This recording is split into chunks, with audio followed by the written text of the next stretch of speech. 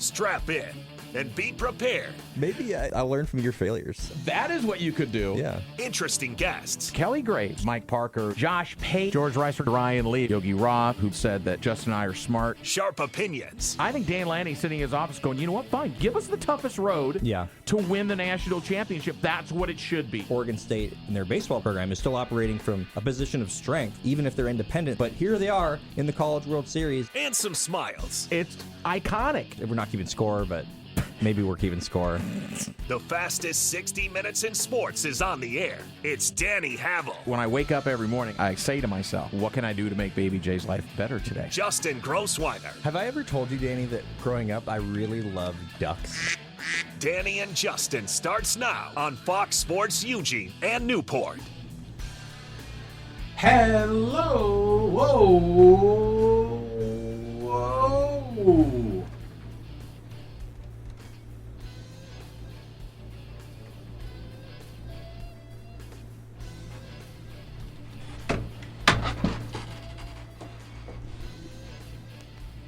Hello. No.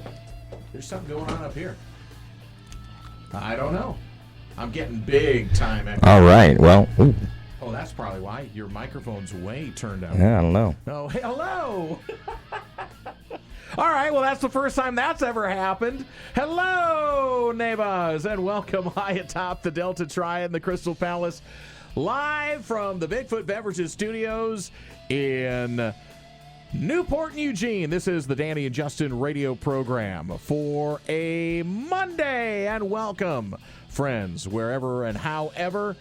You can follow us on Blue Sky and Twitter, Danny and Justin. You can pod us wherever you pod, wherever you launch there. You know, where it's Apple or Amazon or the Podcast Index or Spotify. Wherever you go, we're there. The RSS community. The Danny and Justin radio program for a Monday. Okay? There's lots of firsts. This is why it's live. So did we figure out what that was? I think you're right. I think my microphone Your was microphone hot. was way too high. Well, I put it in the same spot. I don't know. I am Danny Havel right over there. Welcoming him back is my tag team partner, Justin Grossmeyer. We call him Baby J. What up, boy? Well, we made it. We made it. No problems, no issues. That sounded like I was in an I have echo no chamber. Yeah, I was like, what's going on? I thought your mic wasn't working for a second. No, and then I unplugged this one over there. No, and it was just yours was turned up way too loud, so it was picking up my voice way over there as well. No, that's crazy. No, it was only I mean, if something's going to go wrong today, honestly, I'm okay. I'm okay that with is it being the worst that. thing that happens today. Absolutely. Welcome back, buddy. So how Thank was you. Alaska?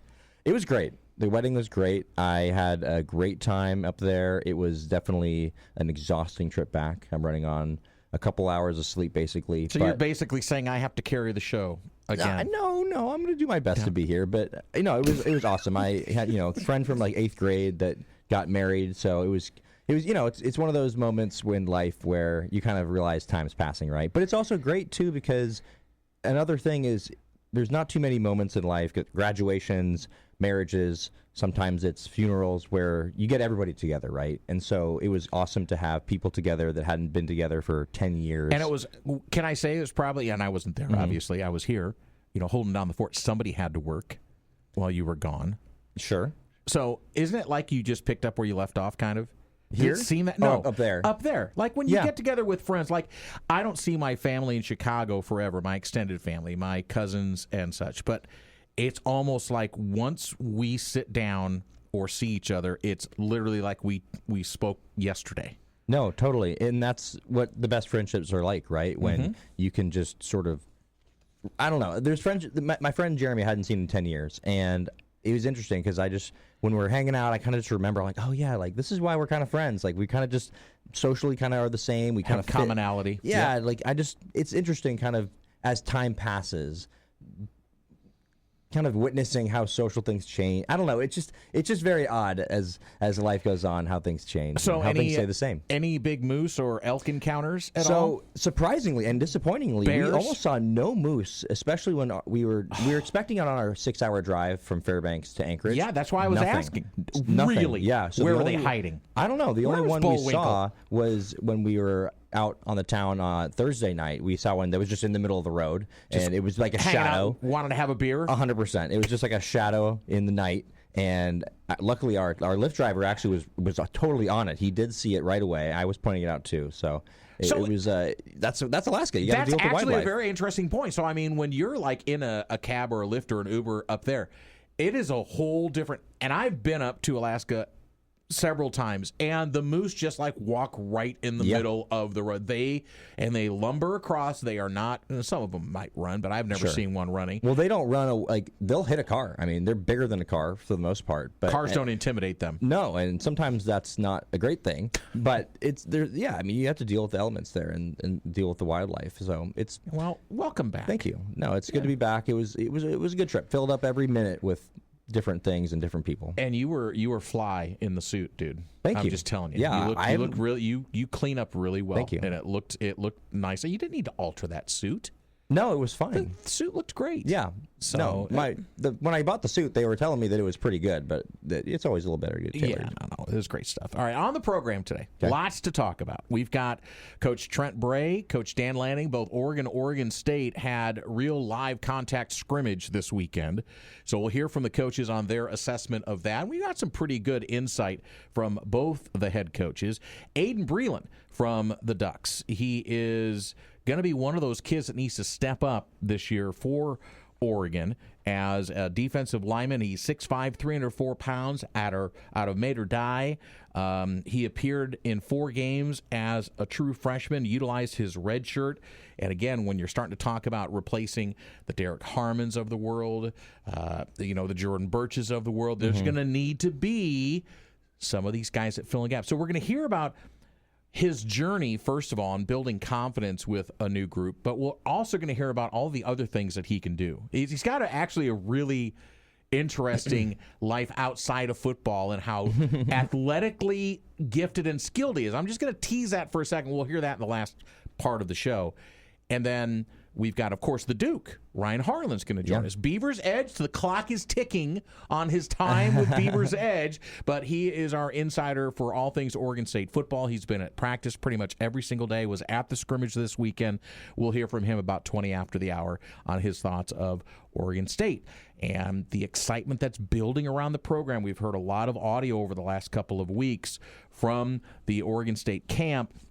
We've gone through the offensive line, the defensive line. Trent Bray is going to talk about both of those and his linebackers. Of course, Trent Bray is a linebacker coach as well as being the head coach defensive coordinator. That's his jam, is the linebacker crew. So it's very interesting to see the kids who are needing to step up in that crew. And I don't want to steal his thunder because he relates it to a different group that was really successful in the recent history of Oregon State football. So we've got all that coming up. This program today when we sit here. And I'm glad you're back. Because it's good to be back. Nobody wanted to listen to me for an hour at a time. I had no get. Well, the general stepped in, thank goodness, out at Laurelwood, but I had no guest, host sitting in the other chair. Mims was, you guys all abandoned me. Mims goes to the coast and parties on the weekend. You go up to Alaska. Woody goes down to L.A. I mean, what is with you guys? Listen, I mean, I don't ever leave you guys hanging like that. Back. I always make sure. Oh, okay, I'm here. But I'm you almost sent me into therapy. Is what happened. I'm sorry about that. Almost. I'm all in now on football season. It feels like my summer's kind of over a little bit. I know that it's still it definitely feels like summer out now, right? With the weather. I mean, I took a picture. It was 101 when I drove in. Well, I was telling my mom that it's bad when the weather is like Aroldis Chapman fastballs, 99, 101, 102, and it's just like, oh gosh. We're not used to that kind of weather. No. And I don't care if they say, well, there's no humidity attached to it. It's still 100 degrees outside. It's still warm. Let me tell you, in Alaska right now, it is not 100 degrees. It's like about 60. 65. Yeah. It's actually not. It's not bad. It's actually really nice. It was a little overcast when I was there, but did you wear a jacket everywhere? I did wear a jacket most days, actually, and I totally overpacked. I thought that I would need maybe some summer stuff, maybe some winter stuff. Like, it was raining, maybe I needed a rain jacket, but I basically wore a third of the things I brought, of course. We'll get to news and notes in a moment, but because of, well, you can go ahead and start the music if you want, but I just do want to give this little announcement to the folks because you hear me talk about it all the time, and especially now, and especially today. If you want to stay outside and do your activity, well, good on you. But if you want to beat the heat and still work on your golf game, we've got it for you at the Back Nine. The Back Nine Eugene. They're in the Sheldon Plaza on Coburg Road, right next to Safeway and Rite Aid. 24/7 access, 365 days a year. You do not need to worry about them closing the doors on you. You go onto the app, you book your tee time, easy peasy, and you can go in there and work on your game. And right now, we've got an August Advantage membership discount. Get 10% off your membership for life if you do it in the month of August. When you check out, use the code August10. Priority booking for tee times, 24/7 access, all there at the Back Nine. Back Nine Eugene, full swing technology, 24/7 access. The Back Nine. All right, I will start out in Seattle. Cal Raleigh hits his major league leading 45th home run on a 4-run first inning. Mariners hung on for a 6-3 win over Tampa Bay. Raleigh's 2-run shot came off Ray starter Adrian Hauser before Gino Suarez added a 2-run single, the pickup for the M's Probably in the something. first. Yeah, Raleigh went 1 for 5, and he joins Ken Griffey Jr. as the only Mariner players to hit 45 home runs in a season. Griffey did it 5 times, but this goes and leads into I had a question, and it's been proven a lot of players that do well, and Cal Raleigh won the home run derby, fall off in the second half. Yeah. He has not. 45 home runs already, and he's on a pace to hit, I think, now 59 or 60 home runs this season. Ooh, so getting close to that AL magic record. mark. Yeah. Yep. What is it? Is it still 60? If you do that, I'm going to look that up. I know it's Aaron Judge, but okay. 3 Ducks, Oregon football Ducks, are on the Chuck Bednarik Award watch list, and that's going to be inside linebacker Bryce Betcher, defensive back Dylan Thieneman, and outside linebacker Mateo Uiagalelei. They were named for the preseason watch list for the 2025 Chuck Bednarik list. That was this morning, and it's given to the most outstanding defensive player in football. Aaron Judge, 2022, broke Roger Maris's American League record for home runs at 61. He hit 62. That's what I thought. Yeah, you're very good. Behind Reagan Bill's 2A heroics, Johnstown, Pennsylvania defeated Floyd's Knobs, Indiana, which I just wanted to... This whole story was just about saying Floyd's Knobs, Indiana. 1-0 word salad. Sunday, they won their first Little League Softball World Series since 1978. So good on you. Pennsylvania, representing the Mid-Atlantic region, was led by Reagan Billis, who hurled 105 pitch complete game, 1-hitter, 7 strikeouts, collecting 2 hits and driving in the winning run. Bills did not allow an earned run in 30 shutout innings in the tournament, throwing every single pitch for Pennsylvania. Wow. I did get to watch a little bit of the That was League pretty World Series cool. Yeah. when I was up in Alaska. So Paramount and TKO Group have reached a 7-year deal for all UFC events in the U.S. So Paramount's going to be the new home for the Ultimate Fighting Championship, which is a huge shift away from their previous model, of course, of pay-per-view. Under the deal, Paramount's going to exclusively distribute their full slate of 13 numbered events and 30 fight nights on their streaming platform, Paramount Plus. And there's also going to be a simulcast on CBS that starts in 2026. Hesley Rivera is a 17-year-old, says she's paying no attention to the idea that she's the leader of the women's gymnastics program for the U.S. in the early stages to the run-up of the 2028 Olympics. But buoyed by some steadiness, a beam routine that finally looked the way it does at her home gym in Texas.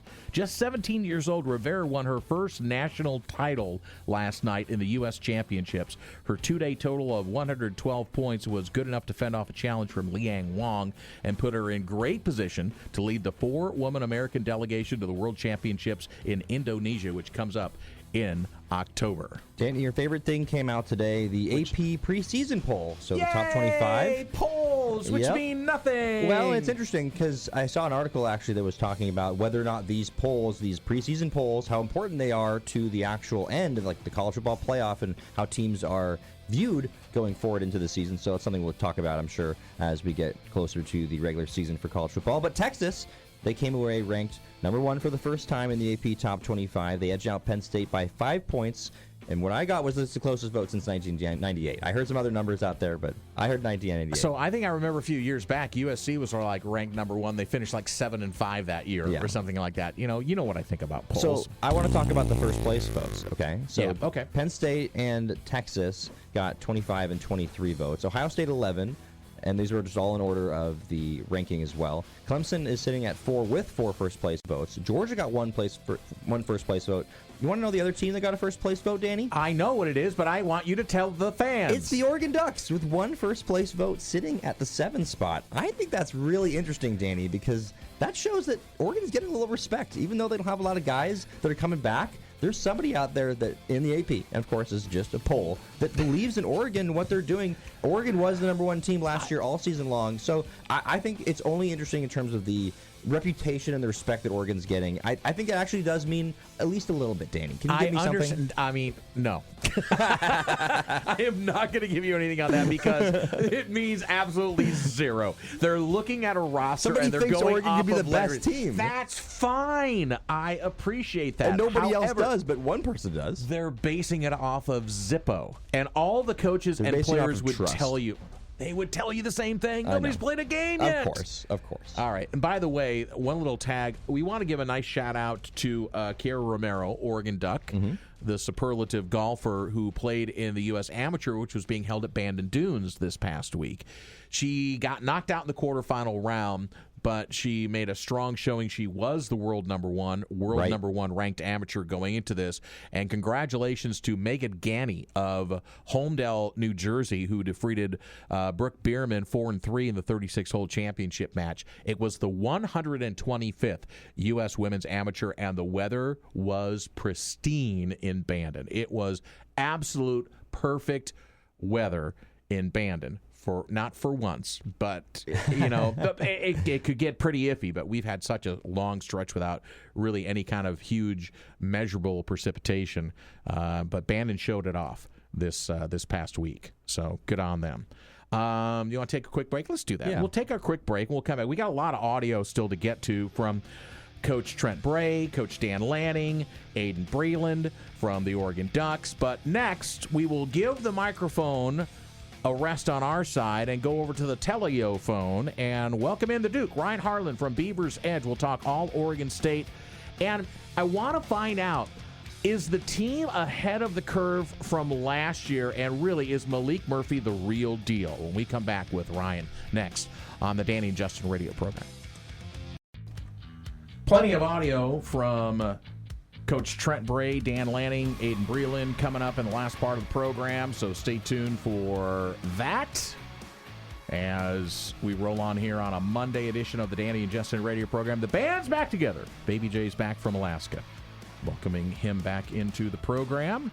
And let's head on over to the Oregon Man Clinic's hotline at 541-343-5673 and welcome in our good friend the Duke. It's Ryan Harlan from Beavers Edge.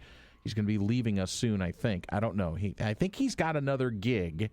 He's not telling us yet, but currently still running out the string with Beaver's Edge. You can follow him at Ryan_Harlan7 on Twitter. Buddy, you get to exhale today, right? No big work today, right? Yeah, that's right. Which is nice. I can't complain, especially with the heat today at least. But, we're back out there tomorrow and yeah, final full week of fall camp, and then we're in the game week. College football is almost here. There's a lot of I'm excited. Yeah, and there's a lot of optimism inside of Reser Stadium, outside of Reser Stadium for this program this year, and you can hear it when Trent Bray talks about it. You can hear it with Ryan Gunderson.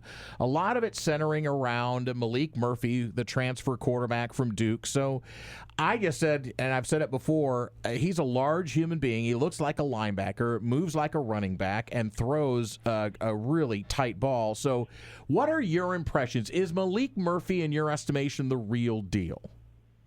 Oh, yeah. Immediately from stepping on campus the first time and getting to talk with him the first day of spring football practices, immediately the feeling I had was, okay, this is the guy. This is, the face of the Beavers for this season.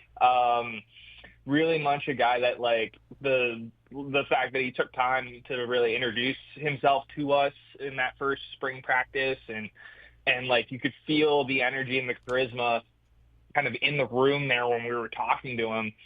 And that excitement has gone through all levels of the coaching staff, through the locker room, kind of everybody kind of around the program, and really something there where Malik, like you hear a lot of people talk about his leadership in particular as well. So that's something there where it's been like really like a night and day difference. And I know Ryan Gunderson really stressed that a lot, was something about leadership in the quarterback room was the biggest thing that he was kind of missing out of last year. And now he really has that with Malik coming in, as well as having Jabari be, kind of that guy that, had some experience a little bit last year, but not quite much of like the leadership role. He's really started to develop that part of his game, having a guy like Malik in there only to really benefit him and his development. So the excitement is there, and Malik is definitely a big part of it. And you can hear it through everybody around that team. And like, I wonder, for Ryan Gunderson in particular, like he seems even more excited than this time last year, where like, I think it's maybe just like what Malik brings to the offense, to this team, and something where Gundy feels more confident, I think, about this group than he did last year around this time in fall camp. So he's definitely, I would say, the guy, and definitely bringing a lot of leadership to that room. And also to like, yeah, the talent on field is no question. Like he can throw the deep bomb. But also he can hit the short and intermediate routes. He's a very good touch passer is something that Gundy said. So that's something there where like you're going to see, not only him being able to open up the explosive plays for this offense, but also to just being able to orchestrate the offense, go through progressions and be kind of, that point guard of Ryan Gunderson's offense.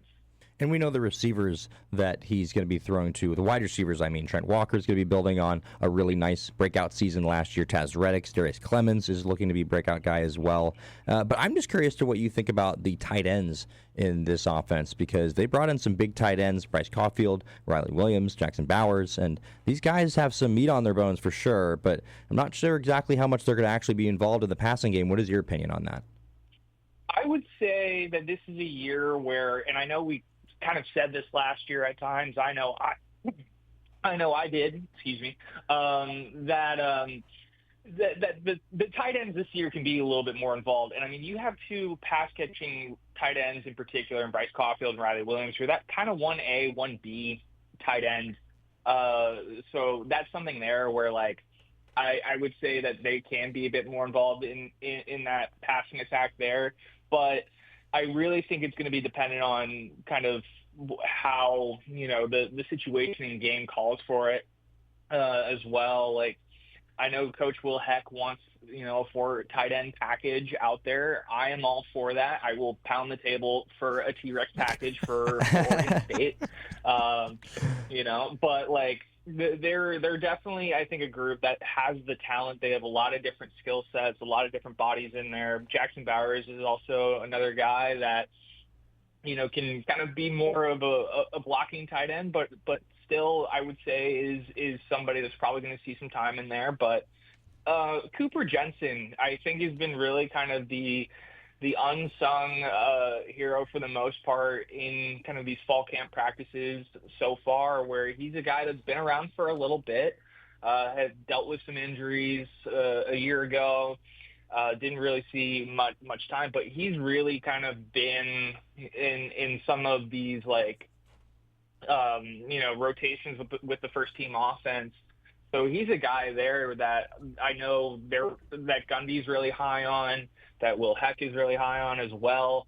And I think that these guys can get involved in the passing game. I don't know to like the extent of their involvement, because that's obviously going to be dictated by, game situation and knowing Gundy's play call philosophy. Hey, if something's working, we're gonna keep calling this play until defense can stop that play. But I would say this is the year where that tight end room, I would say, can be used more in the passing game and be a lot more more of a safety net and a lot more of a for Malik Murphy when it comes to, finding targets open downfield to open up that passing attack. I know Malik is not afraid to give his tight ends the ball and space, and so that's something there where I think they're going to be more involved this year compared to last year. Yeah, and quarterback comfortability, getting it to the tight end is so big in terms of like where the ball's going. But we do know the tight ends are going to be involved in the running game, particularly as blockers, obviously. Anthony Hankerson last year, he was great, over 1,000 yards, 15 touchdowns, 4.7 yards a carry, and he was in a tandem with Jam Griffin for a little bit, but obviously that went to the wayside due to an injury. How much do you think Saladin Allah is going to be involved this year? Because he had some flashes last year where he showed that he is a really talented player, and they were most effective, I think, last year when they had that tandem of running backs. So what do you think about Saladin Allah's role this season? Could he make that step up into that second running back role or 1A running back role? I would say so, but also, too, that running back room right now is really deep with the addition of Marquise Crosby, Cordy Glass, and Skylar Jackson coming in for fall camp. And it's probably going to be maybe a split between Allah and Crosby. Crosby, transfer from La Tech, has rushed for 1,000 yards in his career. He's a guy that's kind of impressed me, kind of early goings, where he's seen a little bit more run with the first team offense here lately. Like he's a complete back. He can run, do the outside zone, and then also to catch out of the backfield as well. So I wouldn't be surprised to see kind of both split carries there. It's going to be, I think, a matter of how both produce in game behind Anthony Hankerson. But even if Allah isn't the number 2 running back behind Hank in that tandem, you can't expect him to compete at least on special teams. That's for sure. When we talked to him after the scrimmage, I know that was something that he's been really working on, that he takes a lot of pride in. But I think that room is in a way better spot than what it was last year in terms of bodies that they can rely upon. Like you have Cornell Hatcher as well in there too, and Jake Reichel, and I wouldn't expect to see, Anthony Hankerson take the lion's share of the carries like he did towards the back half of last season after Jam went down. So they got a lot of guys in there, and I think it's just going to be a matter of divvying up those carries behind Hank, because Hank's going to get that workload for sure. But I wouldn't be surprised to see behind him Allah and Crosby split carries for this season in terms of the running attack. Freshly pushed out of the nest as a master of public policy from Oregon State University, it's Rylan Harlan, the senior sports writer at Beavers Edge for I don't know how long. Are you going to tell us where you're going next? Can you reveal that? You're not going to work?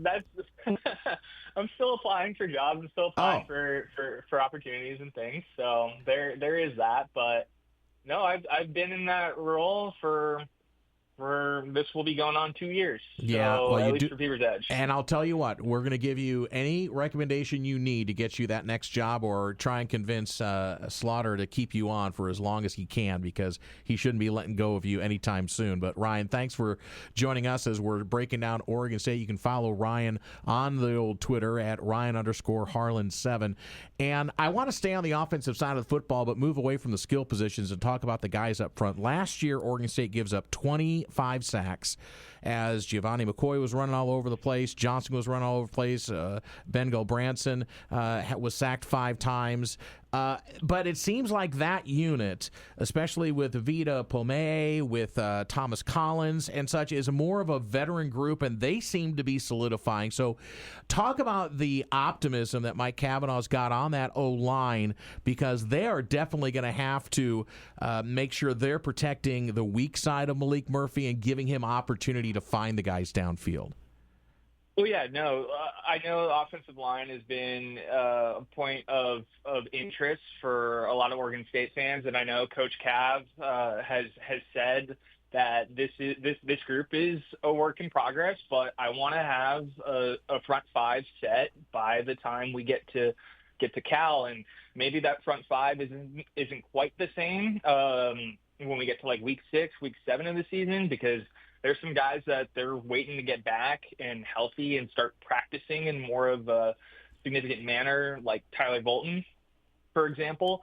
But I would say that like the offensive line knows the onus that's on them for protecting Malik Murphy, and really like the group has improved over the course of these 3 weeks. And I would say that it's more of not necessarily like related to like, oh, there's not talent there. It's like, no, there is talent. There are guys in-house that they've had there for a while, like Nathan Elu, but they're just they have not worked together as a group yet, and in a 5 that's pretty solidified for the most part. And there's still some pieces that there will need to be, I would say, probably set by the time we get to the end of this week, the end of practice. But having Van Wells back in fall camp compared to spring has really helped things. Tyler Morano is now practicing. He's been out of football for a little bit. His last game was 2023 in the Sun Bowl against Notre Dame. So they're getting some guys back, and I would say that Cav will get this group into shape, whatever that front 5 ends up being for the offensive line. I trust Cav to pick the best grouping out of that, but really the only guy I think you can pencil in right now is likely Van Wells in one spot, and then potentially Josiah DiMatteo in for one of those other tackle spots as well. But outside of those guys, it may just come down to who ends up rising above the top at the end of this week for a starting 5 to get set that will protect Malik Murphy week 1. But this group is improving, and that's something that you want to see. And there's some times where they have taken steps forward and they've taken steps back throughout these sort of 3 weeks of practice. They kind of had that happen to them in the scrimmage, but they steadily improved over the course of the scrimmage and held up better in run blocking and pass protection. And that's something that I really wanted to see from this group, was like, okay, so if you start slow, how do you respond when you get hit in the mouth on the first play? And then they finally kind of found their rhythm. They kind of found their momentum.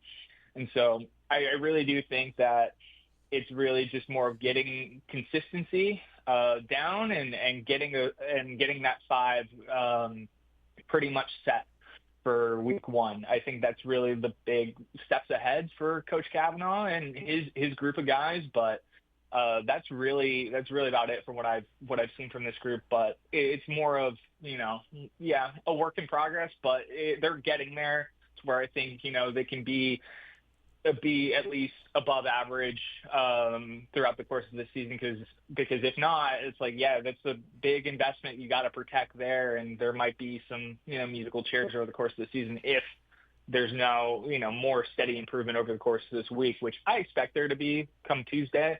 And when the media gets the kind of the first look this week of practice and kind of figure out what that grouping kind of looks like and how they're have that first team offensive line kind of set for the most part. But this group, I think, can be at least above average when it comes to run and pass blocking this year for Malik in kind of the worst case scenario, because we don't know how this group is going to look like in performance. You can only, we're talking about practice. It's like, if it's translating that into a game, like you can simulate that as best as you can, but it's also really hard to do that at the same time in a practice environment when you're just going against your own guys. So I think this group will be in a good spot week 1. The long way of saying that. No, it's fine. And by the way, I'm going to give you 2 big props. First of all, you didn't correct me because I named 2 defensive linemen.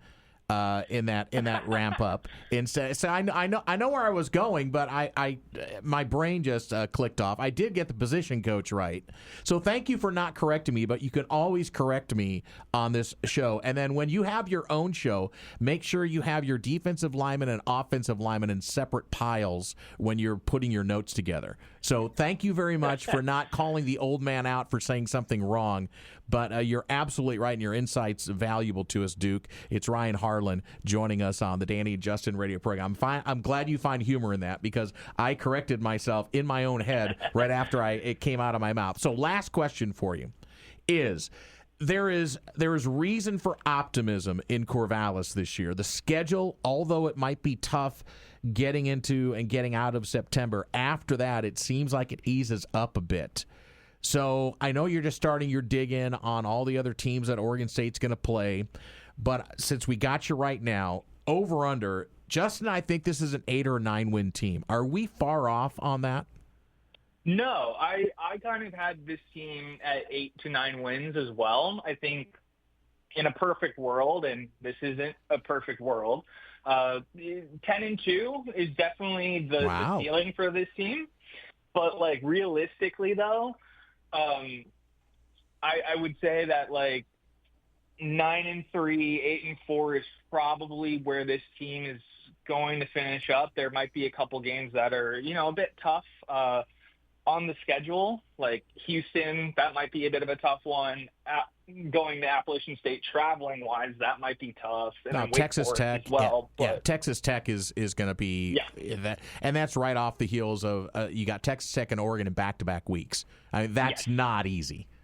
Yeah, no, that's definitely a tall task for this group, and that's something there where, like outside of those are really the two that I've already kind of penciled in as ones that the Beavers will likely lose. But there are a couple others that are, that could go either way.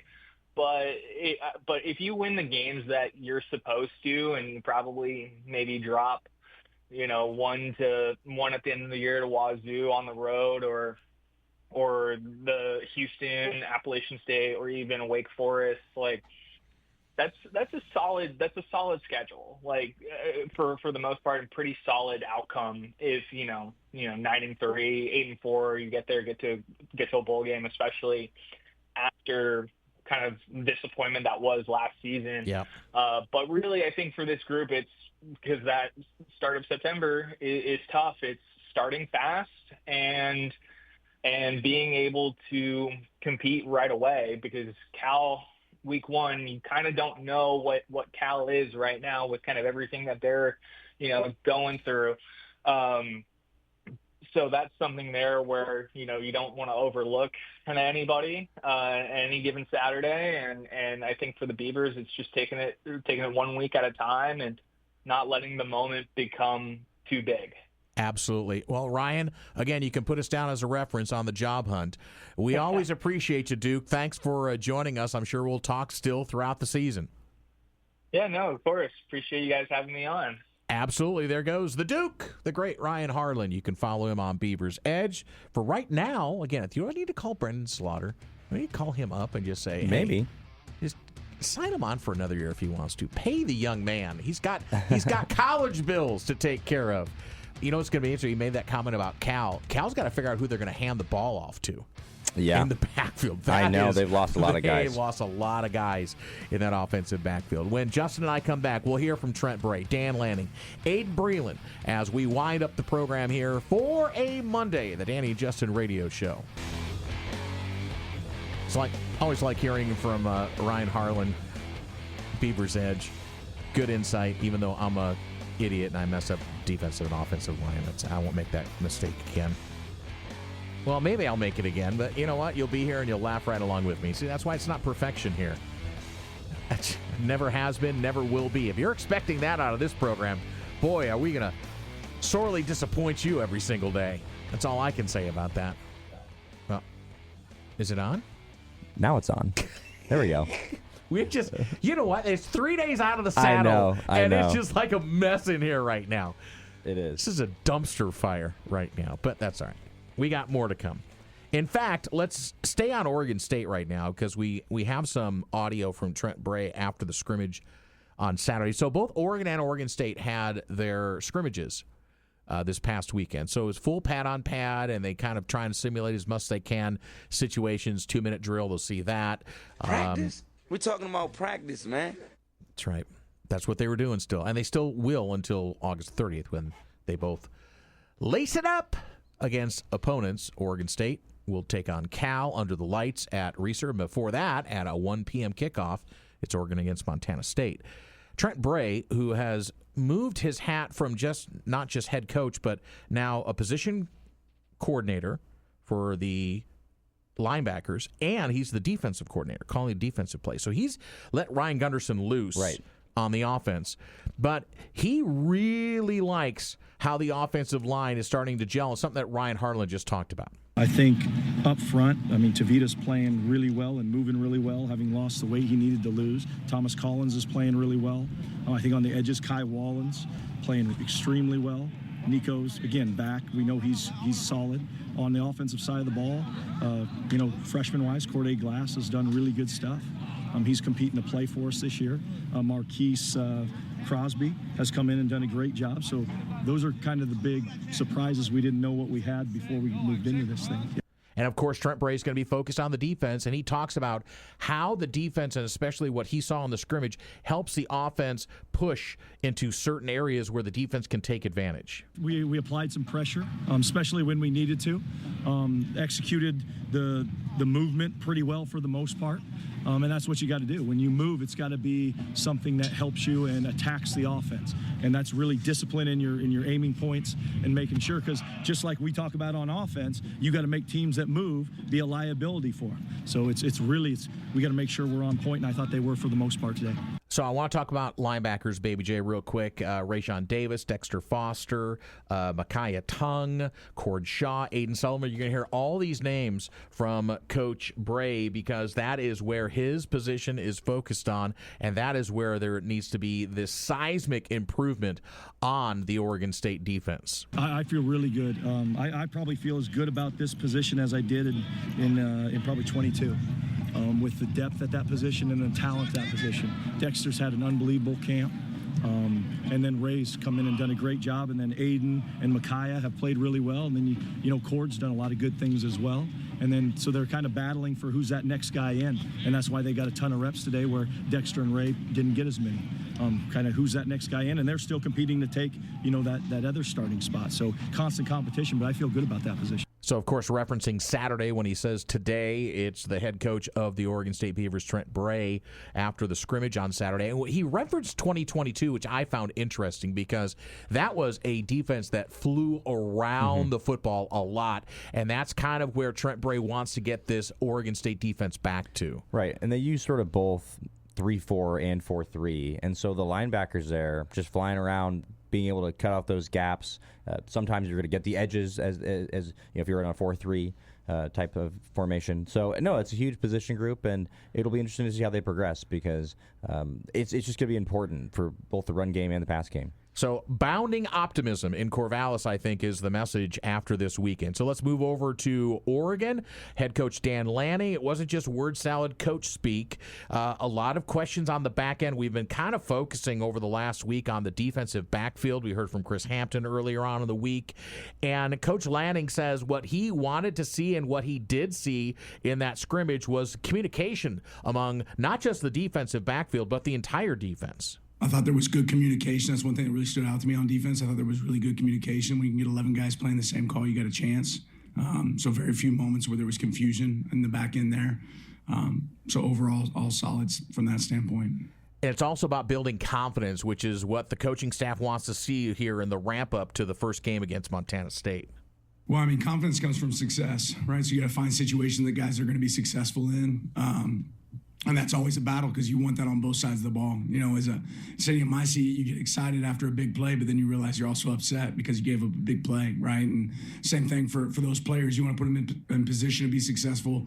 And a lot of times, regardless of the balls coming to you or not, we want to identify our guys doing their job, right? Are they running the route at the right level? Are we blocking the right person? Are we covering the right guy? And, those things I think have really stepped up for those guys. And that's what I want them to realize is you can gain confidence from doing your job. It's not always about a big play catch or a big run or a big tackle. It's about doing your job. That's where you gain confidence. And I think that's the lunch pail attitude, that blue-collar attitude that I think a player like a Bryce Betcher brings to the defense.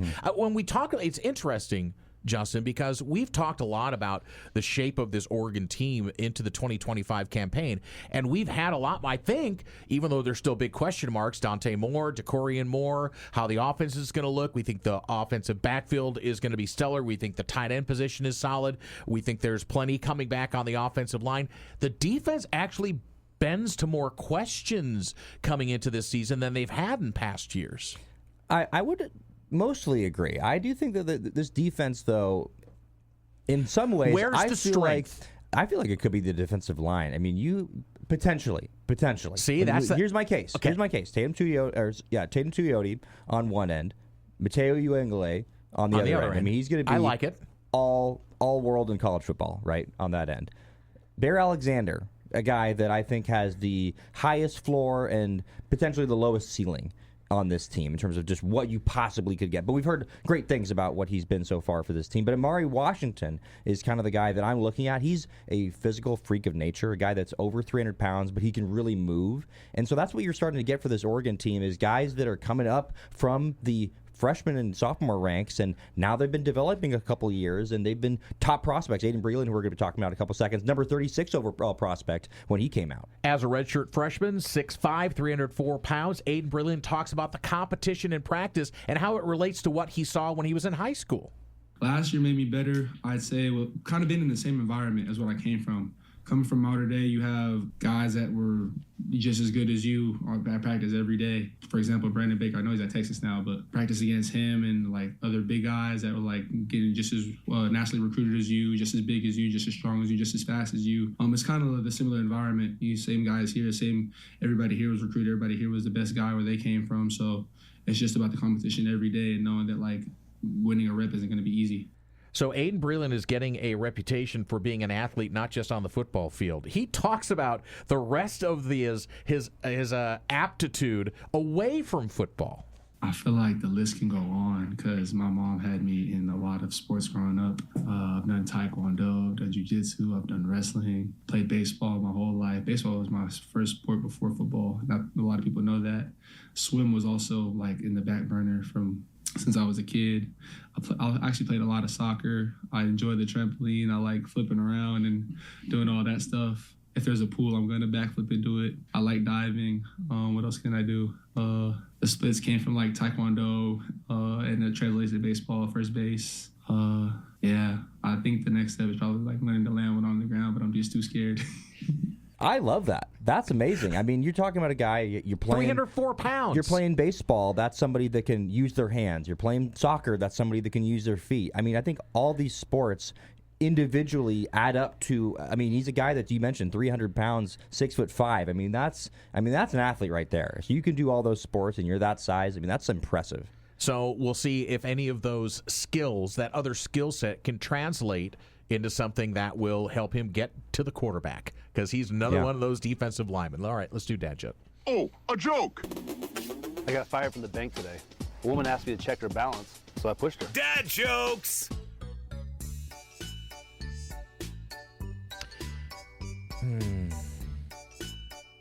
A plateau, Baby J, Okay. is the highest form of flattery. All right. A little geography. Is that geography? Is it? What? I don't know that. It's geography. We could say it's, Geology, maybe. No, it's not. No, that's geology rocks. is like rocks. No, that's This is geography. this is why I'm in sports radio. No, that's why geography is fine. It's absolutely fine. All right, there you go. There's your dad joke for the day. Thanks for hanging in, and thanks for hanging in with all the technical issues. We're going to get all those figured out by tomorrow. I know we will. Or if we don't, it'll be fun anyway to watch us blast through it. Again, welcome back to Baby J. You're back. You were still on solid ground. You were in Alaska. It was still in the United States. Wasn't quite a plateau. No, a lot of bumps and mountains and moose and elk. All right, back tomorrow with the program. Thanks for tuning in wherever and however. Put a smile on your face. Someone else says they deserve it. So do you. God bless. And for Baby J, I'm Danny. Peace.